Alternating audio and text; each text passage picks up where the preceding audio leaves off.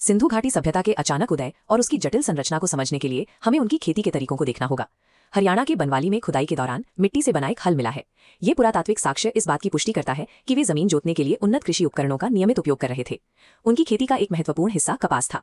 दुनिया में कपास का सबसे पहला उत्पादन इसी सिंधु क्षेत्र की मिट्टी में शुरू हुआ था। यहाँ पैदा होने वाले सूती कपड़ों की ख्याति दूर दूर तक थी।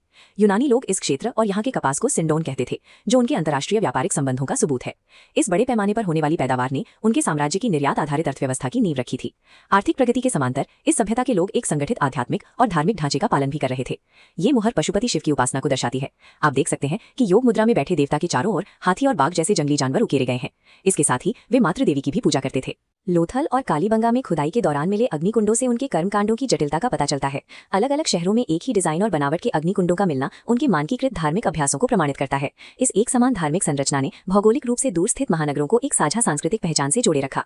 हड़प्पा जैसे विशाल क्षेत्र में वाणिज्य और प्रशासन को सुचारू रखने के लिए विशिष्ट मानकीकृत उपकरणों का विकास किया गया था। व्यापार का मुख्य आधार ये मोहरें थीं, जो सेलखड़ी यानी स्टीटाइट नामक पत्थर से बनाई जाती थीं। इस मोहर पर उकेरा गया एक सींग वाला बैल और ऊपर लिखी लिपि उनकी प्रशासनिक पहचान का हिस्सा थी। लिपि और प्रतीकों वाली ये मोहरें व्यापारिक वस्तुओं की शुद्धता और उनके उद्गम की पहचान सुनिश्चित करती थी। उनके तौल तंत्र में गणितीय सटीकता का विशेष ध्यान रखा जाता था। यहाँ की बाट हमेशा 16 के गुणज जैसे 16, 32, 64 के निश्चित अनुपात में होते थे। सेलखड़ी की मोहरों और 16 के गुणज वाले बाटों ने मिलकर एक ऐसा सटीक आर्थिक ढांचा तैयार किया जो उस काल में अद्वितीय था। व्यापारिक दक्षता के साथ साथ इन शहरों को बसाए रखने के लिए जल प्रबंधन जैसी इंजीनियरिंग चुनौतियों का समाधान भी जरूरी था। धौलावीरा में पाई गई ये जल प्रबंधन व्यवस्था उनकी इंजीनियरिंग सूझबूझ का उदाहरण है।